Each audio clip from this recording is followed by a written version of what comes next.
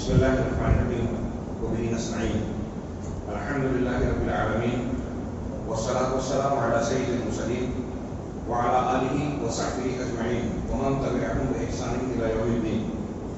أعوذ بالله من الشيطان الرجيم. بسم الله الرحمن الرحيم. قل يا أيها الناس إني رسول الله إليكم جميعا الذي له ملك السماوات والأرض لا إله إلا هو يحيي ويميت فآمنوا بالله ورسوله النبي الأمي الذي يؤمن بالله وكلماته واتبعوه لعلكم تهتدون. محترم بزرگوں اور بھائیوں، سب سے پہلے میں اللہ رب العالمین کی بارگاہ میں شکر ادا کرتا ہوں کہ اس نے ہمیں یہ قیمتی اور بامقصد موقع عنایت فرمایا. جامع مسجد بدلہ پور میں ہماری حاضری اور دین سے متعلق گفتگو کرنا یقیناً اللہ رب العالمین کا فضل، انعام اور اس کی توفیق ہے. رب العالمین نے جب یہ توفیق دی ہے تو ہم دعا کریں کہ پروردگار اس توفیق کو قبول بھی فرمائے. دوسرے نمبر پر اللہ کے بعد میں اس مسجد کے ذمہ داران، متولیان، شاگوف گورے وغیرہ اور امام صاحب، ان تمام کا بھی شکر گزار ہوں کہ انہوں نے دین کے حوالے سے اپنی اخوت اسلامی اور غیرت ایمانی کا جذبہ پیش کرتے ہوئے ہمیں آپ کے درمیان آنے، حاضر ہونے اور کچھ باتیں کہنے کا موقع عنایت فرمایا. اللہ رب العالمین ان سے، ہم سے اور تمام شرکاء سے اس اجتماع کو قبول فرمائے اور اسے دنیا اور آخرت میں ہمارے لیے مفید اور کارگر بنائے. ہمارا آج کا اس موقع پر جو عنوان متعین ہے، آپ نے سنا مقام رسالت. امام صاحب نے بتایا رسالت کا مقصد اور اس سے متعلقہ امور. اس ضمن میں نے سورۃ الاعراف کی بڑی مشہور ترین آیت فرمان الہی حمد و صلات کے بعد تلاوت کیا. اللہ رب العالمین نے جناب محمد رسول اللہ صلی اللہ علیہ وسلم کو خطاب کر کے اس آیت مبارکہ میں ارشاد فرمایا، قل یا ایھا الناس، آپ کہہ دیجئے، یعنی لوگوں کو بتا دیجئے، اعلان کر دیجئے. یا ایھا الناس، اے لوگوں، یہاں ایمان والوں نہیں کہا بلکہ لوگوں یعنی دنیا کے تمام انسانوں کو خطاب کیا. آپ نے اپنے زمانے میں اور رہتی دنیا تک قرآن کریم کا یہ اعلان، جناب محمد رسول اللہ صلی اللہ علیہ وسلم کا یہ فرمان یا اعلان لوگوں پر حجت پوری کرتا رہے گا کہ دنیا کے تمام لوگوں سن لو، انی رسول اللہ علیکم جمیعا، میں تم تمام لوگوں کی طرف اللہ کا فرستادہ ہوں، رسول ہوں، پیغمبر ہوں، بھیجا ہوں، اللہ کا نمائندہ ہوں، قاصد ہوں، اس کا پیغمبر ہوں. کون اللہ؟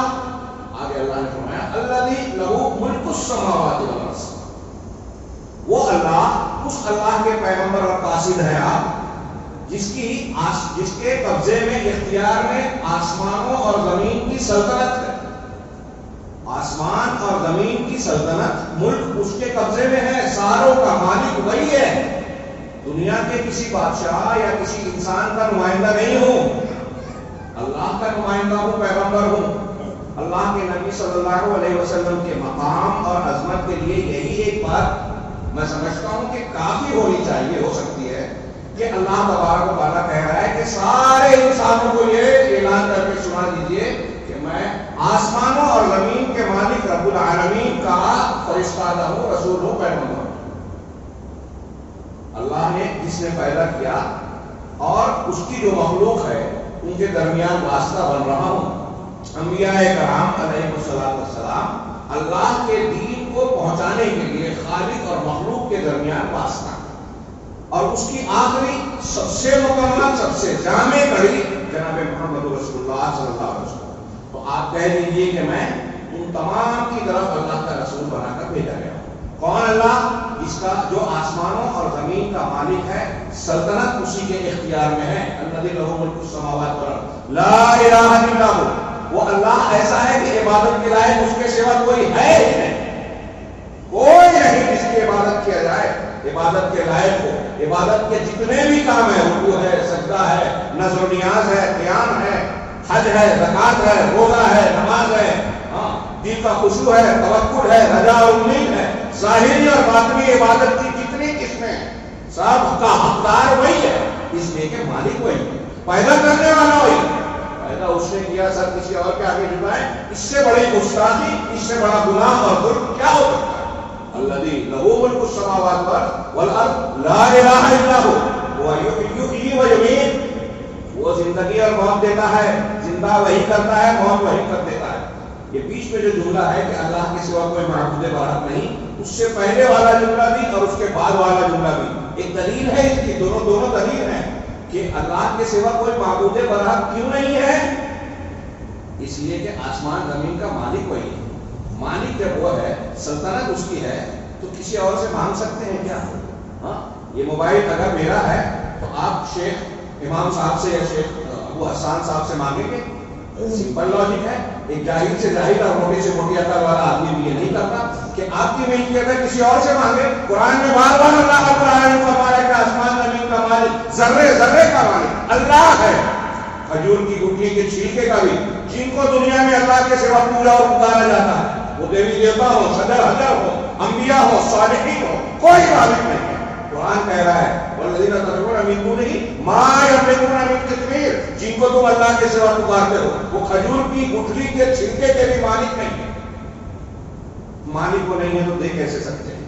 ان سے کیوں مانگا جائے؟ اللہ کے سوا کوئی معبود نہیں، اس لیے کہ وہ آسمان و زمینوں کا مالک ہے۔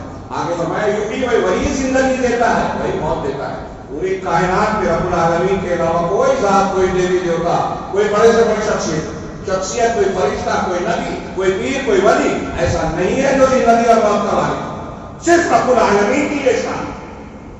قرآن کہہ رہا ہے اس رب العالمین کی جو زندگی اور موت کا مالک ہے، دینے والا ہے، جو آسمان اور زمین کی ہر چیز کا مالک ہے، پیدا کرنے والا، خالق اور مربی ہے، اس کا میں رسول ہوں تم تمام کی طرف۔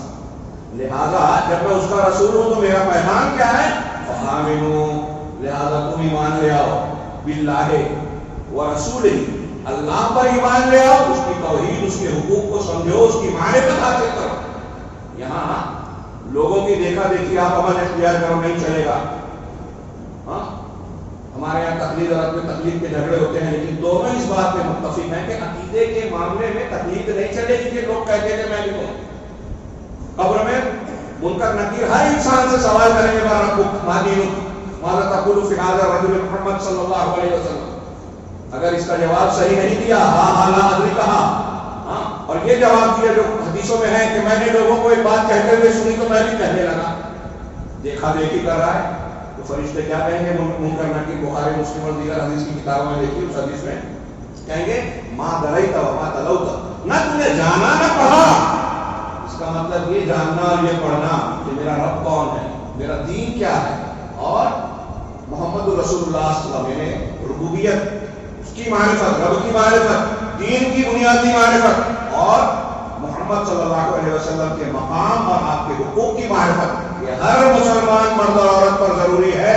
دیکھا دیکھی والا معاملہ، سنے سنائے والا معاملہ نہیں چلے گا، پڑھنا پڑے گا۔ لہذا اللہ کہہ رہا ہے اللہ پر ایمان لاؤ، وہ رسول ہے، اور اس کے رسول پر۔ کون رسول؟ النبی الامی، وہ نبی جو کہ امی ہے۔ امی کہتے ہیں جو پڑھا لکھا نہ ہو، ان پڑھ ہو، کہیں پڑھا لکھا نہ جانتا ہو۔ یہ اللہ کے نبی صلی اللہ علیہ وسلم کا خاص وصف اور صفت ہے کہ آپ امی ہیں۔ امی ہونے کے باوجود آپ کائنات کے معلم بن گئے۔ کائنات میں آپ سے زیادہ بہتر، آپ سے زیادہ کامل، آپ سے زیادہ جامع الکمالات کوئی دوسری شخصیت پہلے کی۔ کوئی چھوٹی موٹی بات نہیں ہے، بہت بڑا معجزہ ہے کہ امی ہوتے ہوئے 40 سال مکہ والوں کے بیچ زندگی گزاری، اچانک ایک کلام پیش کر رہے ہیں، چیلنج کر رہے ہیں کہ اگر تم کو شک ہے میرے رسول ہونے میں اور اس کلام کے اللہ کا کلام ہونے میں تو تم سب مل کر اس جیسا ایک کلام، چاہے ایک سورت لے آؤ، 10 آیتیں لے آؤ، 2 آیتیں لے آؤ، ایک آیت لے آؤ، اور ایک حدیث جیسی لے آؤ۔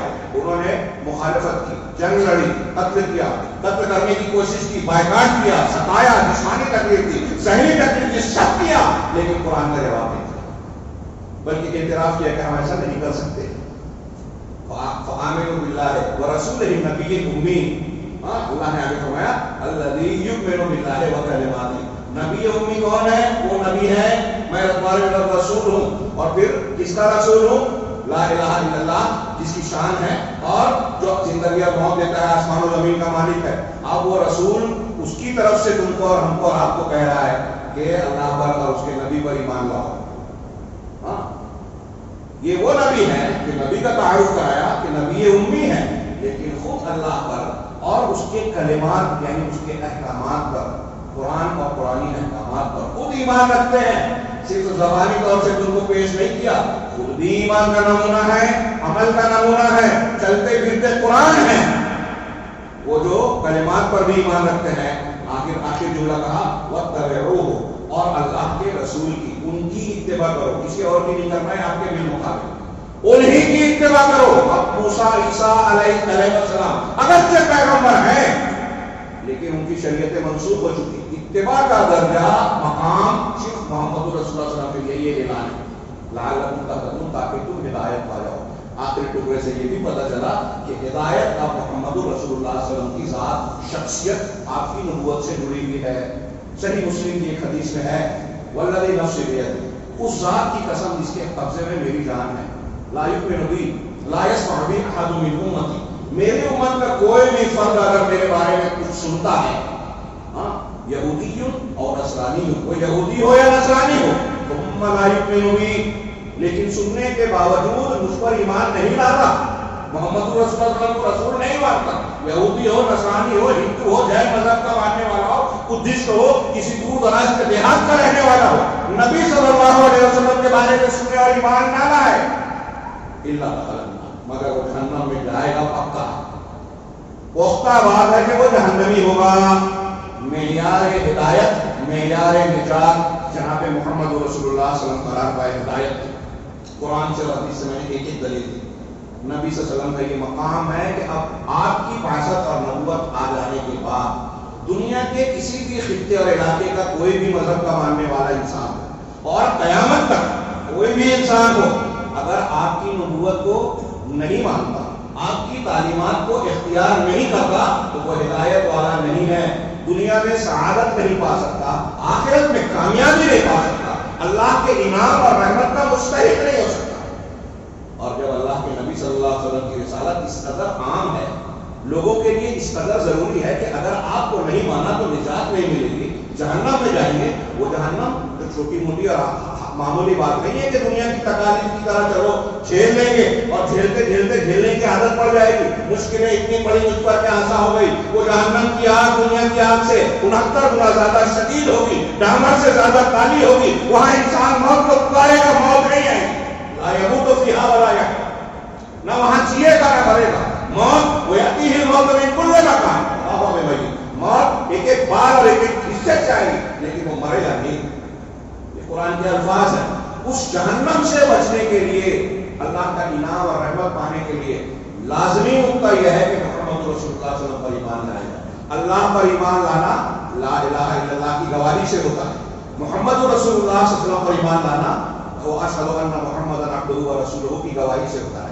اس کے بغیر کوئی آدمی دائرہ اسلام میں داخل نہیں ہو سکتا، کائنات کے خالق و مالک کے یہاں قابل قبول نہیں ہو سکتا، وہ دنیا میں کتنا بھی اچھا دکھائی دے، کتنا بھی اچھا اپنے آپ کو بتائے، پوری دولت کروڑا کروڑ کی خرچ کر دے، محمد رسول اللہ کو نہیں مانا، قابل قبول ہے۔ میں عرض کرنا چاہتا ہوں اس توحید کی روشنی میں کہ جب جناب محمد رسول اللہ صلی اللہ علیہ وسلم کی نبوت و رسالت اس قدر ضروری عام ہے دنیا کے ہر انسان کے لیے، شیخ الاسلام علامہ ابن تیمیہ کہتے ہیں کہ عرب ہو عجم ہو، قیامت تک کسی بھی علاقے کا بسنے والا کوئی انسان ہو، جب آپ کی نبوت اس کی نجات کے لیے لازم ہے تو اللہ رب العالمین کی یہ سنت اور قانون ہے کہ جس چیز کی ضرورت انسانوں کو جتنی زیادہ ہوتی ہے، اس کے دلائل، اس کی فراوان، اس کے دلائل اتنے زیادہ عام کرتا ہے کہ عام سے عام انسان کو پہنچ جائے۔ ہم کو ہر جگہ سانس لینے کی ضرورت ہے، اللہ نے ہر جگہ ہوا اور آکسیجن کا نام دیا۔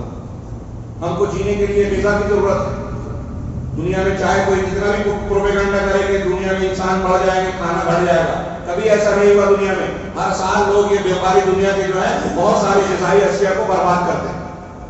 رب العالمین نے پیدا کیا تو بچے کے ماں کے پیٹ میں بچے کے جسم میں روح ڈالنے سے پہلے فرشتہ یہ لکھتا ہے کہ جتنا کھائے گا چار چیزیں اس میں سے اس کا رزق بھی لکھتا ہے۔ پیدا ہونے سے پہلے اللہ رزق کیڑوں اور جراثیم کی غذا کا جو انتظام کرتا ہے وہ انسانوں کا نہیں کرے گا؟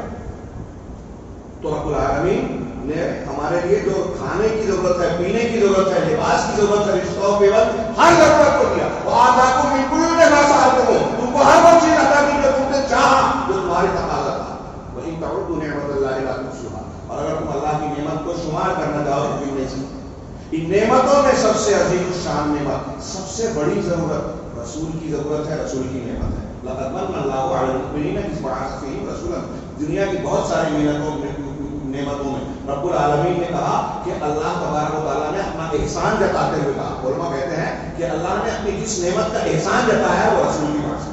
اللہ نے مومنوں پر احسان کیا کہ ان کے اندر ایک رسول کو انہی کے بیچ سے بھیجا. جنوں کو رسول نہیں بنایا، فرشتوں کو نہیں بنایا، بلکہ انہی کے بیچ سے بنایا. عبداللہ اور آمنہ کے لال اور بیٹے پیدا ہوئے انسانوں کی شکل میں، انسان بنا کر بنا بھیجا، انہی میں سے بھیجا رسول بنا کر. سب سے بڑی نعمت اللہ کے رسول صلی اللہ علیہ وسلم کی بعثت. یہ ہمارے کھانے پینے سے میں عرض کر رہا ہوں. بچے دماغ میں بٹھائیں. اگر ہماری مائیں بہنیں سن رہے ہیں تو دماغ میں رکھیں.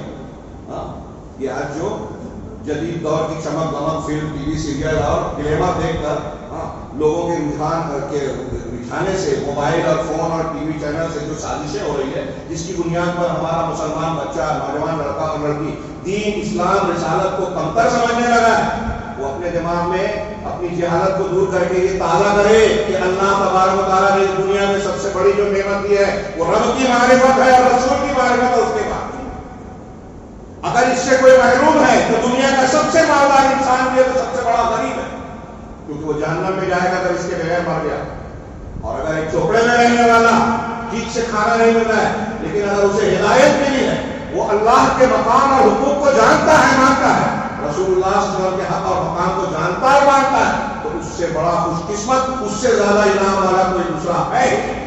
یہ لکھ لیجیے دماغ میں. اللہ کے گھر میں پوری ذمہ داری سے کہہ رہا ہوں، اور یہ کوئی چھوٹی موٹی بات ہے. جن کو یہ نعمتیں ملی نا تو انہوں نے دولتیں چھوڑ دی، بادشاہی چھوڑ دی. آج بھی دنیا میں سب سے زیادہ تیزی سے پھیلنے والا دین اسلام ہے. ٹی وی چینل پہ آج ہمارے یہاں ایک پروگرام ترتیب دیا گیا دشمنان اسلام کی طرف سے، ایکس مسلمین یعنی مرتدین کو کیوں اسلام کو چھوڑا، اور ہمارے نوجوانوں کو بہکایا جاتا ہے کہ اس میں ایسا ہے، 4 شادی کی اجازت ہے، ظلم ہے، وغیرہ وغیرہ. میں موضوع سے ہٹ جاؤں گا. میں صرف یہ بتانا چاہ رہا ہوں کہ رسول اللہ صلی اللہ علیہ وسلم کا مقام، آپ کی حیثیت، آپ کی تعلیمات کی حیثیت، اس کے فوائد کو اگر کوئی انسان جانے گا تو جان دے دے گا، دنیا کی ہر چیز لٹا دے گا، بچائے گا توحید کو اور رسالت کے مقام کو.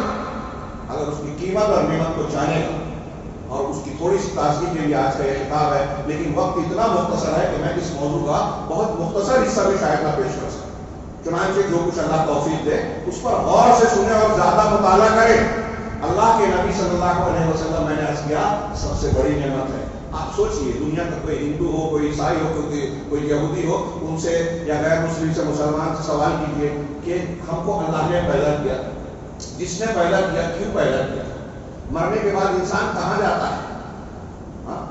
میں اکثر بچوں کو کلاسوں میں سمجھاتا ہوں، تقریروں میں بھی ذکر کرتا ہوں کہ اگر ایک موبائل کسی کمپنی نے بنایا تو آپ اس موبائل کے استعمال کا طریقہ، پروسیسنگ وغیرہ جو پروسیجر ہے اس کا، یا وہ بگڑ گیا تو بنانے کے لیے آپ ایک برطانیہ کی کمپنی کے موبائل کو آپ امریکہ کی کمپنی والے کے پاس نہیں لے جاتے، اس سے نہیں پوچھتے.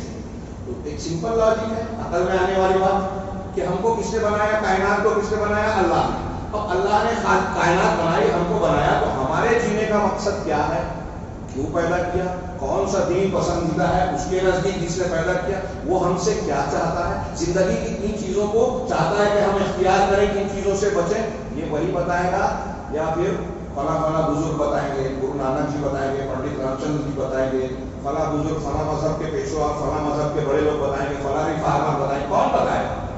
ظاہر سی بات ہے کہ ان سوالوں کا جواب جو انسان کا بنیادی سوال ہے، آپ کو اگر بدلہ پور سے ممبئی جانا ہے تو آپ بدلہ پور سے اس بس میں نہیں بیٹھتے جو ناسک جا رہے ہیں، پہلے دیکھتے ہیں کہ بس میری منزل تک جا رہی ہے کہ نہیں.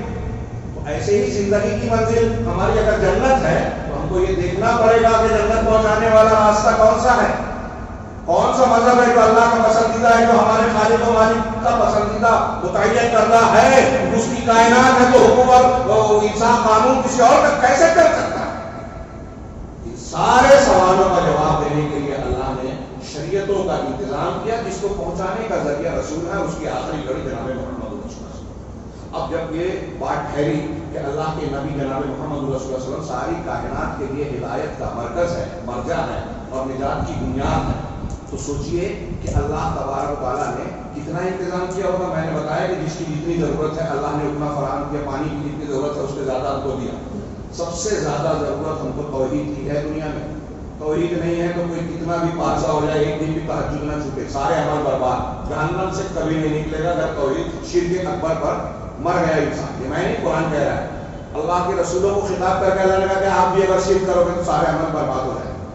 اس لیے سب سے زیادہ ضرورت ہے کہ ہم توحید سیکھیں، شرک کو جانیں، شرک سے بچ کر توحید کو اختیار کریں۔ اس لیے چونکہ یہ سب سے ضروری چیز ہے، اس لیے دنیا کے اندر، کائنات کے اندر اہل علم نے بیان کیا، کسی موقع پر اگر عنوان یا رات اس پر گفتگو کریں گے، سب سے زیادہ دلیل دنیا میں کسی چیز کی ہے تو توحید کی۔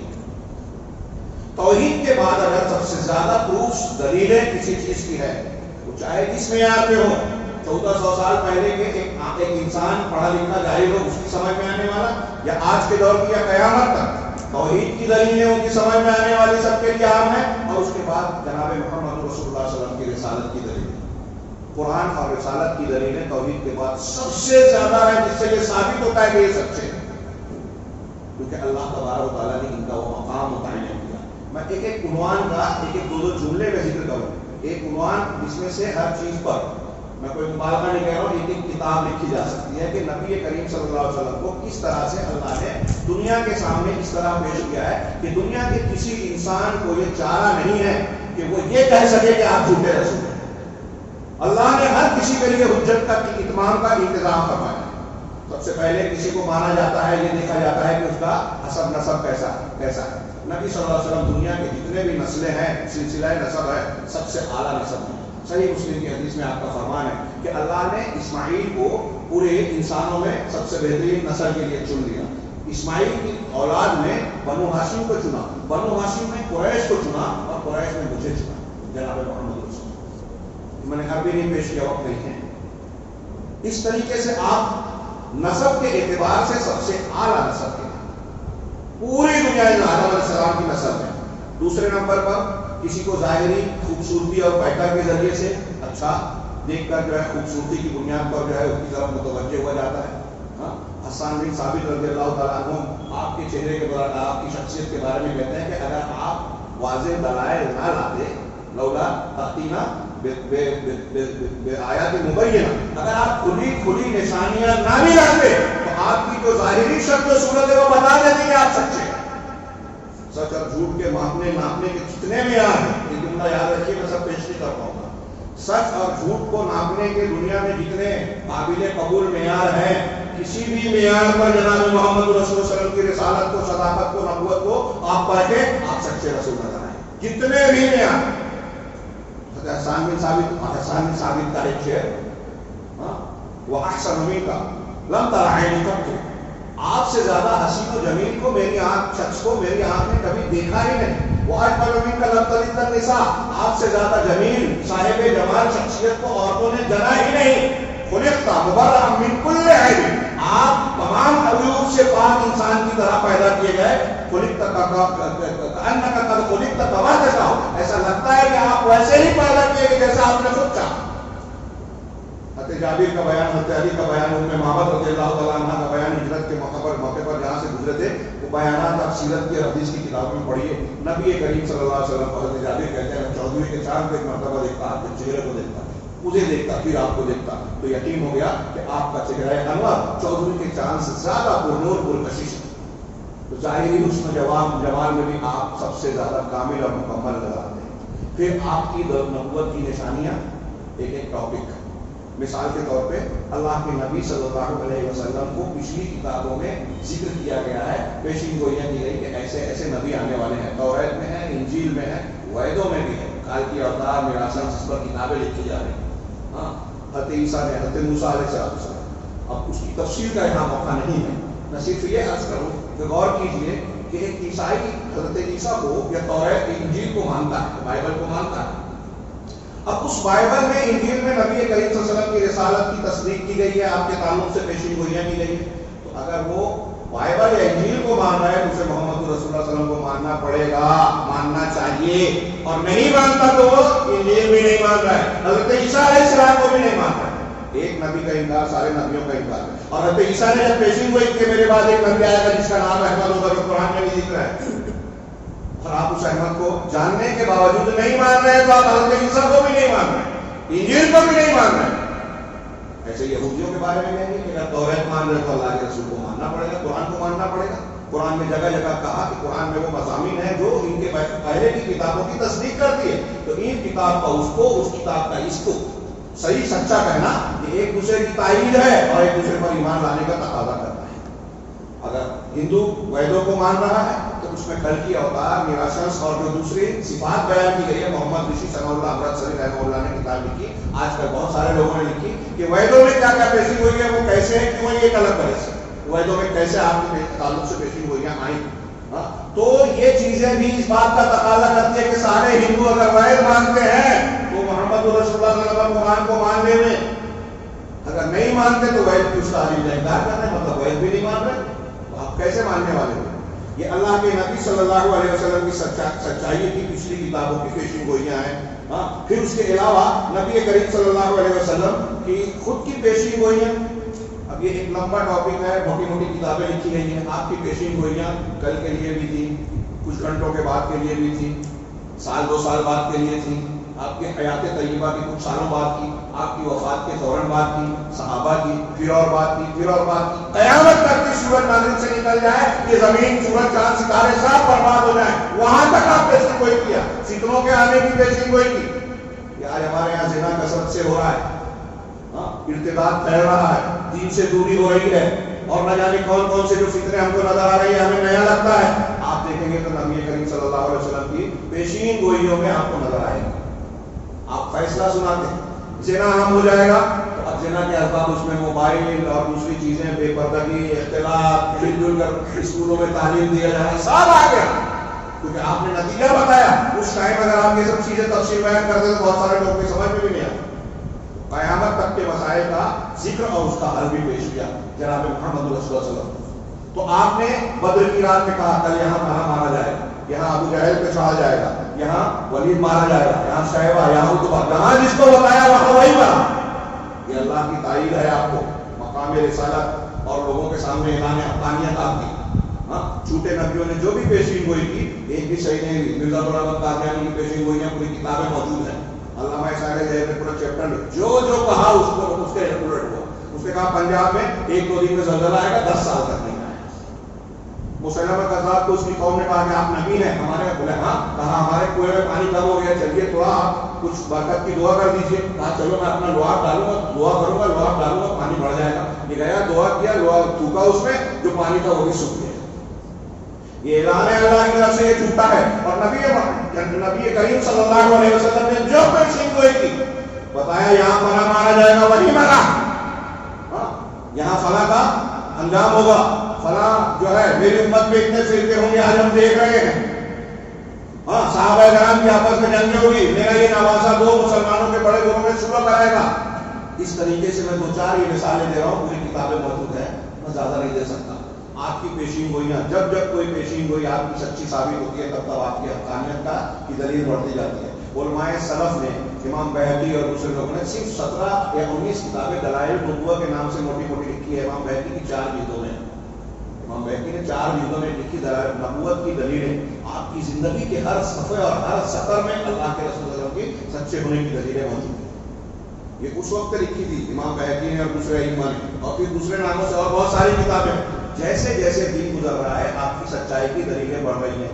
آپ نے سائنسی طور پر پیشین گوئیاں کی تھی انسانی جسم کے بارے میں، کچھ چیزوں کے بارے میں کہ فلاں چیز جو ہے اس بیماری کے لیے بہتر ہے، فلاں سبزی، کلونجی، شہد اور زمزم اور فلاں فلاں۔ آج سائنس لیبورٹری کے ٹیسٹ ہو رہے ہیں، نبی کریم صلی اللہ علیہ وسلم کی کسی ایک بات کو رد نہیں کر سکے، بلکہ حیرت زدہ ہے۔ اور میڈیکل سائنس اور سائنس کے ماہرین میں سے بہت سارے لوگ ہیں جو جناب محمد رسول اللہ اور قرآن کی تصریحات کو سننے کے بعد ایمان لانے پر مجبور ہوئے کہ آج سے 100 سال پہلے جو چیز کوئی نہیں جان سکتا تھا، کیسے ممکن ہے کہ ایک انسان 1400 سال پہلے کے بعد بتا دے۔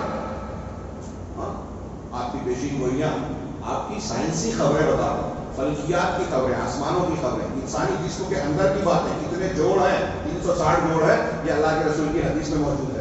مکھی کے ایک پر میں شفا ایک میں بیماری ہوتی ہے کہ اس وقت لوگ مذاق اڑاتے تھے پہلے منکرین حدیث، لیکن آج اس کا سائنسی ثبوت ہو گیا کہ مکھی کے 2 پروں میں 2 متضاد خوبیاں ہیں، ایک میں فائدے کا پہلو ہے، ایک میں نقصان کا پہلو ہے. اسی طریقے سے آپ ماں کے پیٹ کی بات دیکھیں، قرآن میں اور حدیث نے بتایا کس طرح بچہ مختلف مراحل سے گزرنے کے بعد نطفہ، پھر جمع ہوا خون، پھر لوتھڑا، پھر اس کے اوپر ہڈی، پھر اس کے بعد پورا جسم اور پھر روح کا پھونکا جانا، یہ کن مراحل سے گزرتا ہے. اللہ کے نبی صلی اللہ علیہ وسلم نے دینوں کی تعلیم کے ساتھ بتایا، اور سائنس اور میڈیکل سائنس نے بہت ساری تحقیقات کی. پہلے ایک بات کہی، پھر دوسری کہی، پھر تیسری کہی، آخری تحقیق جو ہوئی وہ جناب محمد رسول اللہ صلی اللہ علیہ وسلم اور قرآن کی تصریحات کے مطابق ہے. یہ آپ کے سچے ہونے کی دلیل ہے. میڈیکل سائنس اور علوم و تحقیقات آپ کی تائید کرتا ہے. اسی طرح آپ کی سچائی کی دلیلیں معجزات ہیں، بے شمار معجزات، اور سب سے بڑا معجزہ قرآن. قرآن بذات خود اتنی بڑی دلیل ہے کہ ابھی میں اگر اس پہ بات کروں تو گھنٹوں کم پڑے گا. قرآن میں خود پورا پچھلی خبریں، حال کی خبریں، ماضی کی خبریں، نبی کریم صلی اللہ علیہ وسلم ماضی حضرت نوح علیہ السلام کا واقعہ بیان کر رہے ہیں، قوم صالح کا حال بیان کر رہے ہیں. آپ کہاں پڑھے تھے؟ 1400 سال پہلے آپ نے کوئی اسکول کالج میں پڑھا نہیں، کوئی کتاب ہسٹری کی تاریخ کی جانی نہیں، اور آپ بتا رہے ہیں قوم صالح کا، قوم یوسف علیہ السلام کا واقعہ، یعقوب علیہ السلام کا، حضرت ابراہیم علیہ السلام اور دیگر قوموں کا واقعہ، ماضی کی خبریں. اور ایک خبر بھی یہود نصارہ یا کوئی بھی دعویٰ نہیں کر سکا کہ محمد صلی اللہ علیہ وسلم نے قرآن میں غلط بیان. ہاں انہوں نے جو غلط الزامات لگائے تھے اس کی تردید کی ہے قرآن حدیث. تو ماضی کی خبریں قرآن بھی بیان کر رہا ہے، رسول بھی، حال کی باتیں، مستقبل کی باتیں. ہاں تو یہ نبی کریم قرآن فصاحت میں، بلاغت میں، ادبیت میں، خبروں میں، نظام میں، قانون میں، اصول میں، ضابطے میں، حقوق کو بیان کرنے میں کسی اعتبار سے بھی دیکھیے قرآن اللہ تک کی کتاب ہے، معجزہ چیخ چیخ کر کہہ رہا ہے قیامت تک کے دنیا کے سارے انسانوں اور جنوں کو چیلنج ہے کہ اگر سب ہے تو ایسا کلام کا کوئی نہیں لا سکتا، سب کچھ کیا یہ نہیں ہے. اس کا تقاضا تھا. اللہ کے نبی صلی اللہ علیہ وسلم کو رد کرنا چاہتے تھے مکہ والے، اپنے آپ کو فصیح اور بلیغ کہتے تھے، زبان دان کہتے تھے، دوسروں کو گونگا کہتے تھے، عجمی. آپ کی مخالفت کی، ان کا رد کر رہے ہیں. محمد اللہ صلی اللہ علیہ وسلم چیلنج کیا، آپ خبر دے رہے ہیں، لڑائی کی، قتل کی کوشش کی، آپ کے دین کو رد کرنے کی کوشش کی، الزامات لگائے، سب کیا، یہ نہیں کیا. اس کا مطلب یہ نہیں کر سکتے تھے کہ قرآن کا جواب دیں. قرآن آپ کا سب سے بڑا معجزہ ہے. پھر آپ کا اشارے سے چاند کے ٹکڑے ہونا، درختوں کا بولنا، آپ کی انگلی سے پانی کا چشمہ بہنا، ایک جو ہے مشکیزے سے آپ انگلی لگا کے دعا کر رہے ہیں، پورا لشکر جو ہے اپنے برتن کر رہا ہے، وضو کر رہا ہے، پانی پی رہا ہے، اور پانی کا ختم نہ ہونا. ایسے بے شمار معجزات ہیں، اس کا مختلف کتابیں ہیں. یہ معجزات بھی آپ کی حقانیت کی دلیلیں ہیں. اس کے علاوہ وہ جیسا کہ میں نے کہا کہ وہ معجزات چلے گئے، حضرت عیسیٰ کے، حضرت موسیٰ کے کیسے گم ہو گئے ہم کو نہیں پتا. اللہ کے نبی صلی اللہ علیہ وسلم کے ایسے معجزات تھے، اور ایک معجزہ اللہ نے قرآن کی شکل میں ایسا دیا جو قیامت تک کے انسانوں پر حجت پوری کرتا رہے گا. اسی طرح آپ کا کردار اور کریکٹر کاش وقت ہوتا. نبی کریم صلی اللہ علیہ وسلم کا کردار آپ کی حقانیت کی دلیل ہے، آپ کی حقانیت کی دلیل ہے. آپ دیکھیے، سچ بولنے میں اگر دیکھیں گے تو کفار مکہ آپ کو صادق کہتے تھے.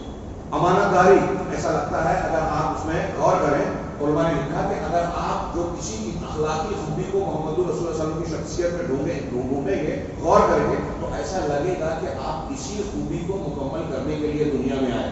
سچائی میں آپ سب سے اعلیٰ، امانت داری میں سب سے اوپر، بہادری میں سب سے اعلیٰ. اگر موقع ہوتا تو میں ایک ایک چیز کی مثال دیتا ہوں. حیا اور شرم میں سب سے بہترین، طاقت اور قوت مل جانے کے بعد دشمن کو معاف کر دینے میں آپ کا کوئی مثال نہیں. فتح مکہ کے وقت کفار مکہ کو آپ نے فراخ دلی سے معاف کیا، اور آج نظام لگایا جاتا ہے کہ آپ انتہا پسندی اور دہشت گردی کی تعریف کریں.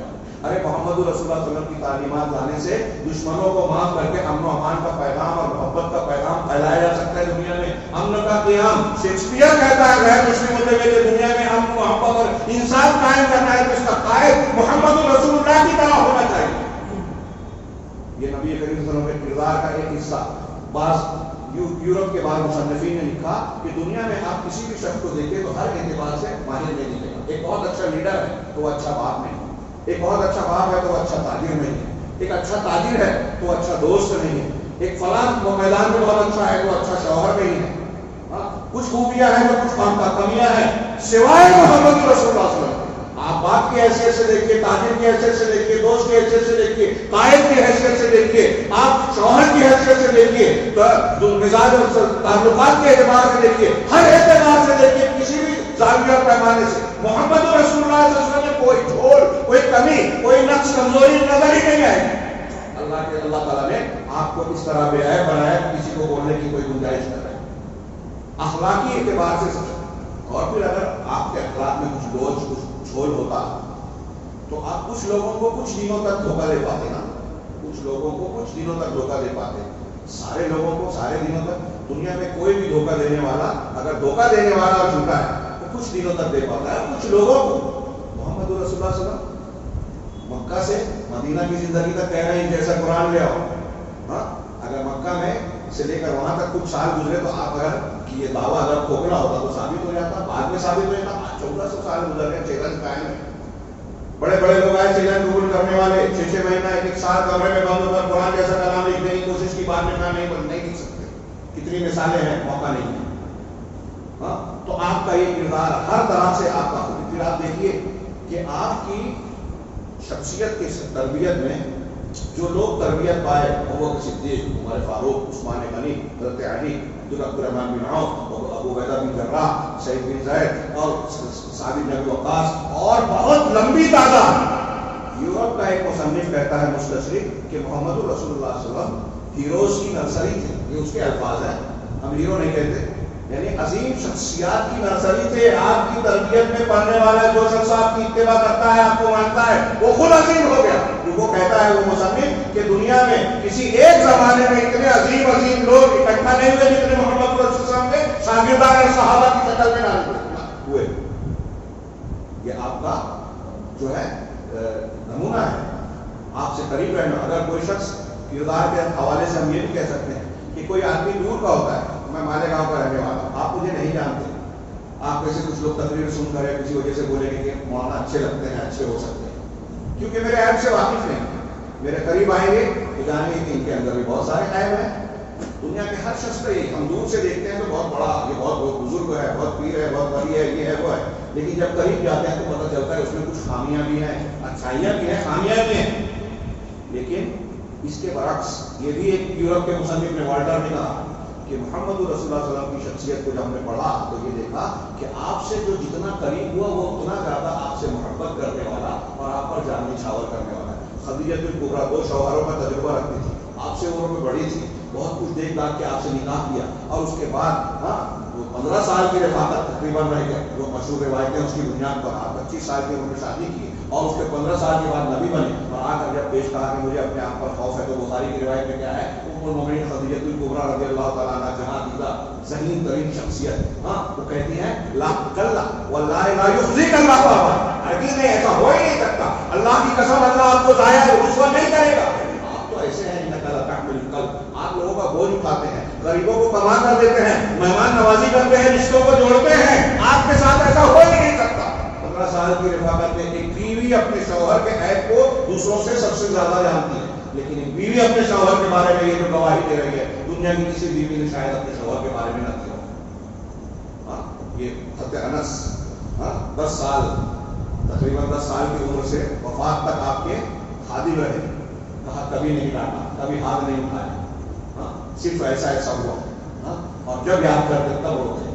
حضرت زید بن ثابت، حضرت زید بن حارثہ غلام تھے، غلام بنا کر لائے گئے، حضرت خدیجہ الکبریٰ کی ملکیت میں تھے، آپ نے تحفے میں دیا، اللہ کے رسول نے آزاد کر دیا، بیٹا بنا لیا، بعد میں اس کے تعلق سے احکامات آئے، پھر آپ کے اس زید کے، حضرت زید کے سگے باپ اور چچا آئے لینے کے لیے، کہا ہمارا بیٹا ہے آپ دے دیجیے، کہا بیٹا اگر راضی ہو تو جائے، بہت اختصار کے ساتھ بیان کر رہا ہوں، افسوس تھا وقت نہیں ہے، تو بیٹے کو لایا گیا، پوچھا گیا تو اس نے کہا، حضرت زید نے کہا کہ میں محمد صلی اللہ علیہ وسلم کا ساتھ دوں، اپنے سگے باپ اور سگے چچا سے کہا کہ آپ کے ساتھ نہیں چلوں گا، محمد صلی اللہ علیہ وسلم کے ساتھ ہوں۔ کیسی شخصیت تھی جناب محمد رسول اللہ صلی اللہ علیہ وسلم، اور آپ کی زیر سایہ پڑھنے والی شخصیات اتنی عظیم الشان بن گئی کہ ان کی مثال تاریخ میں نہیں ملتی، ابو بکر صدیق، عمر فاروق، عثمان غنی اور صحابہ کی لمبی فہرست کہ ہر شخص ایک الگ ڈھنگ کی شخصیت ہے، اپنے اندر کمال رکھتا ہے۔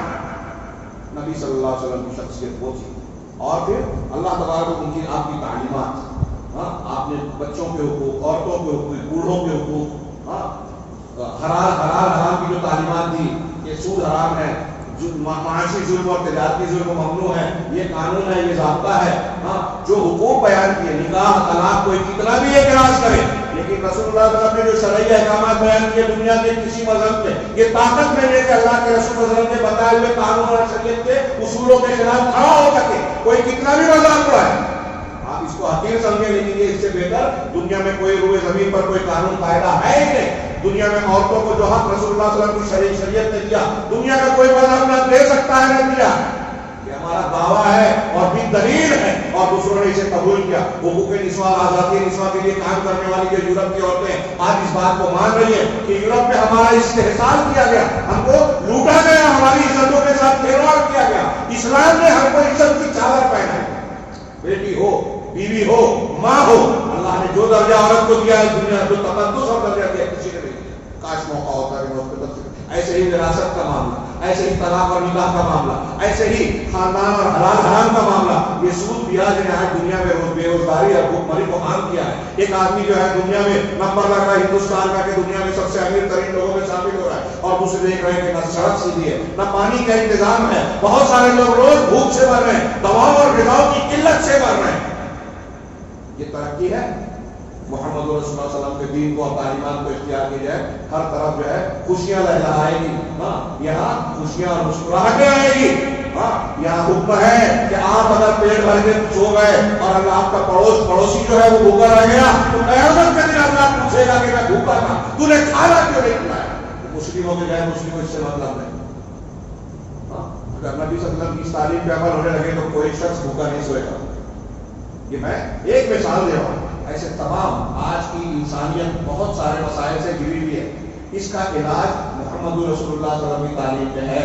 میں ہم سے آپ سے میں کہنا چاہتا ہوں، جوڑنا چاہتا ہوں، کاش کہ ہم غور کریں.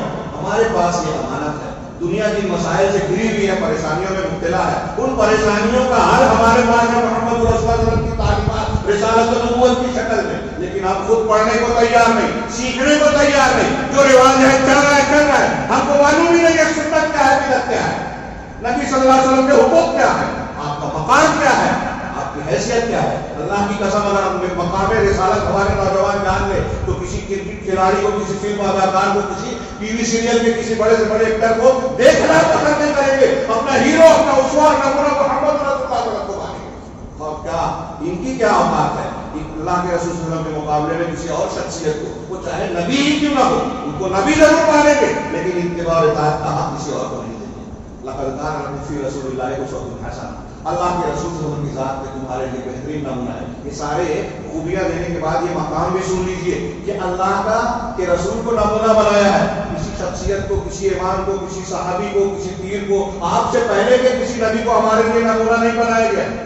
میں کوئی طرز تعریف نہیں کر رہا ہوں، ایک دم سیدھی سمپل سادی بات کر رہا ہوں. اور یہ جو میں کہہ رہا ہوں میں نہیں سمجھتا یہ کسی مسلک کا اختلاف. نبی کریم صلی اللہ علیہ وسلم امام کائنات ہیں. آپ کی اتباع نہیں کرنے گے تو قیامت کے دن اللہ نے نقشہ کی طرح میں آج ظالم والا ہے، ظالم اس دن اپنے ہاتھوں کو اپنے دانتوں سے چبائے گا. یقول یا لیتنی اتخذت مع الرسول سبیلا. کہے گا کہ کاش میں نے رسول کو اپنا خلیل اور ساتھی بنایا ہوتا، آج کے طریقے پہ چلا ہوتا. یا ویلتا لیتنی لم اتخذ فلانا خلیلا. کاش ہائے میں فلاں کو اپنا دوست نہ بنا کے نہ بنایا ہوتا، اس کے پیچھے نہ چلا ہوتا، رسول کے پیچھے چلا ہوتا. یہ مقام رسالت.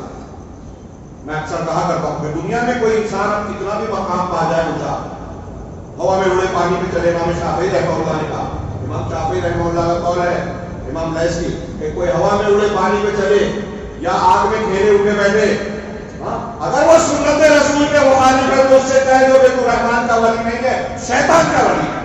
ولی بننے کے لیے محمد رسول اللہ صلی اللہ علیہ وسلم کی اتباع ضروری ہے.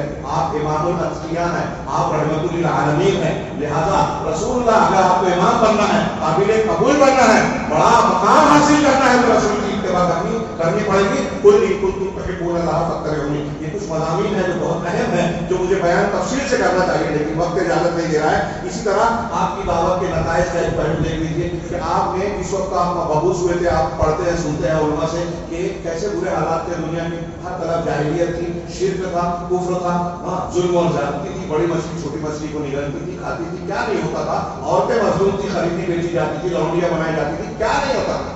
لیکن آپ کی دعوت کے بعد 23 سال، صرف 23 سالہ دعوت کے بعد دنیا کی سب سے بڑی جاہلیت دنیا کی سب سے بڑے تہذیب و تمدن میں تبدیل ہو گئی. یہ کوئی معمولی بات نہیں ہے. مائیکل ہارٹ بھی 100 میں لکھتا ہے کہ اس عیسائی ہوتے ہوئے اس نے دنیا کی سب سے مؤثر شخصیات میں پہلا نمبر حضور رسول اللہ صلی اللہ علیہ وسلم کو دیا اور اس کی وجوہات میں ایک وجہ یہ بیان کی کہ صرف آپ کی شخصیت ایسی ہے پوری تاریخ انسانی میں جس نے تاریخ کا دھارا موڑ دیا, جس نے تاریخ کا دھارا موڑ دیا.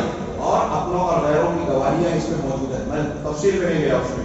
اپنے اور غیروں کی اللہ کے رسول کے زمانے سے لے کر دیکھیے ابو سفیان مشرک تھے, ہرقل کے دربار میں گئے ہیں. ہرقل نے قریب 13 سوال کیا آپ سے کہ آپ ایسے ہیں کیا, آپ ویسے ہیں کیا, کیا تعلیم دیتے ہیں, آپ کے ایمان لانے والوں کا کیا حال ہے. 13 سوال بخاری کی حدیث میں پڑھیے, کاش موقع ہوگا. وہ 13 سوال آپ کے سچے اور جھوٹے نبی ہونے کے لیے دلیل کے طور پر پوچھے تھے, اور جواب سننے کے بعد جو تبصرہ کیا 13 سوال کے جواب میں کہا کہ تم نے یہ جواب دیا سچا رسول ایسا ہی ہوتا ہے. تائید کی ہرقل نے, نجاشی بادشاہ نے آپ کی صداقت کا اعلان کیا. آپ کے پاس جو وحی آ رہی ہے اور موسیٰ کے پاس جو آتی تھی وہ ایک ہی مشکات اور مصدر سے ملتی ہے. اس زمانے سے لے کر آج تک منصفین نے گواہیاں دی. شیخ خلیل یاسین مصر کے عالم ہیں, انہوں نے کتاب لکھی محمد عند علماء الغرب, مغرب کے نزدیک اور محمد صلی اللہ علیہ وسلم کی حیثیت. انہوں نے بیان کیا کہ دنیا میں 250 ایسے یہود و نصارہ علماء ہیں, 250 ایسے یہودی اور نصرانی علماء جنہوں نے بہت سی کتابیں لکھی, ان کو شہرت نہیں ملی, لیکن جب محمد رسول اللہ صلی اللہ علیہ وسلم کی سیرت پر لکھی تو وہ مشہور ہو گئے. غیر مسلم اور پھر ان کے اقوال, ان کو اقوال آپ پڑھیے کہ جو ان کو انصاف پسند ہے کیسی گواہیاں دیتے ہیں ان کے بارے میں کہ محمد صلی اللہ علیہ وسلم جیسی عظیم شخصیت پیدا نہیں. یہ غیروں کی گواہیاں بھی ہیں. اس کے علاوہ نبی کریم صلی اللہ علیہ وسلم کی کو جو مقام اللہ تعالیٰ نے عطا کیا کہ آپ کو افضل کیا ہے پوری کائنات سارے انسانوں کا سردار اور سب سے افضل سید بنایا. بخاری وغیرہ کے بخاری مسلم کے انا سید الناس یوم القیامہ, قیامت کے دن میں لوگوں کا سردار ہوں. پورے حدیث شفاعت میں پڑھیے کہ انبیاء کے پاس جائیں گے, ہر نبی معذرت کرے گا, نبی صلی اللہ علیہ وسلم اللہ کے سامنے سجدے میں گریں گے, جب آپ کو اجازت دے کہ سر اٹھائیے مانگیے, دیا جائے گا. شفاعت کی آپ اجازت ملنے کے بعد سفارش کریں گے, مانگیں گے. اجازت ملنے سے پہلے کوئی نہیں کہہ پائے گا, جتنی اجازت ملے گی اتنا ہی کہہ پائیں گے. شفاعت کی حقیقت کو بھی سمجھیں. تو نبی کریم صلی اللہ علیہ وسلم کو یہ مقام ملے گا.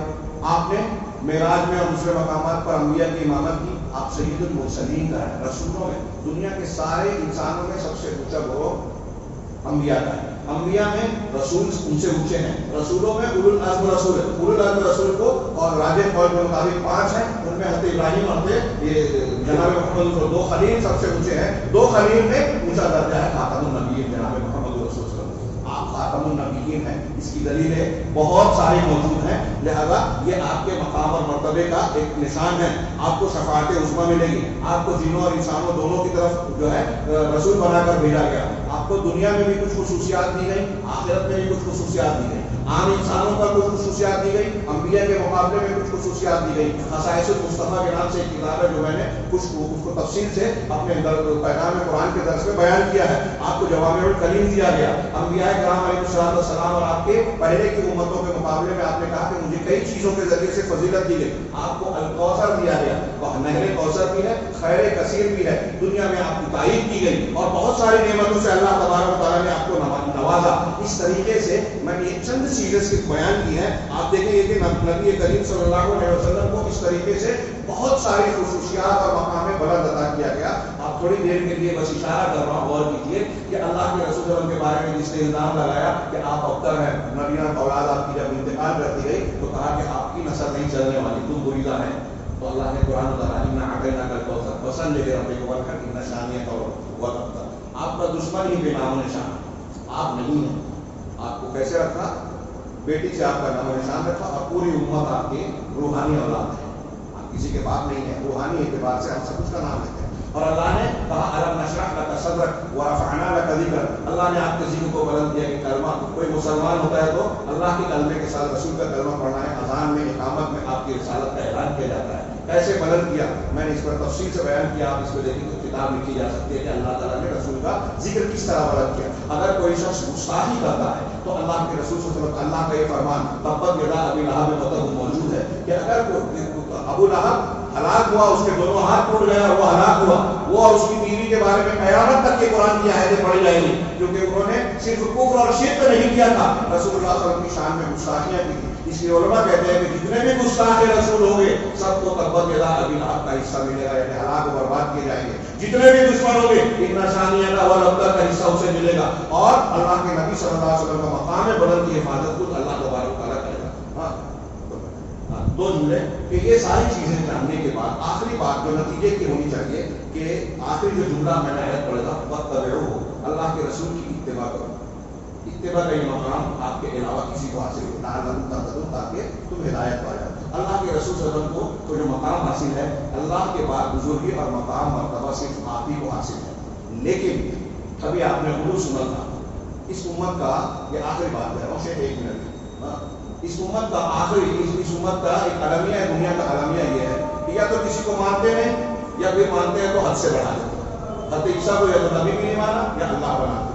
نبی کریم صلی اللہ علیہ وسلم کے بارے میں بھی یہی ہوا، بس دو جملہ، نبی صلی اللہ علیہ وسلم کو کسی نے کہا مختار کل ہیں اور نور ہیں اور فلاں ہیں، آپ کی نہیں ہوتے تو کائنات پیدا نہیں ہوتی، یہ قرآن حدیث سے ثابت نہیں ہے۔ ثابت جو چیز ہے وہ ماننا چاہیے۔ اللہ تبارک تعالیٰ سے دعا ہے کہ ہمیں جناب محمد رسول صلی اللہ علیہ وسلم کے مقام کو سمجھنے اور اس کے مطابق آپ کے اتباع اور پیروی کرنے کا کی توفیق عطا فرمائے، آپ کو حقوق کو صحیح حقوق کو سمجھ کر اس کو پورا کرنے کی توفیق دے۔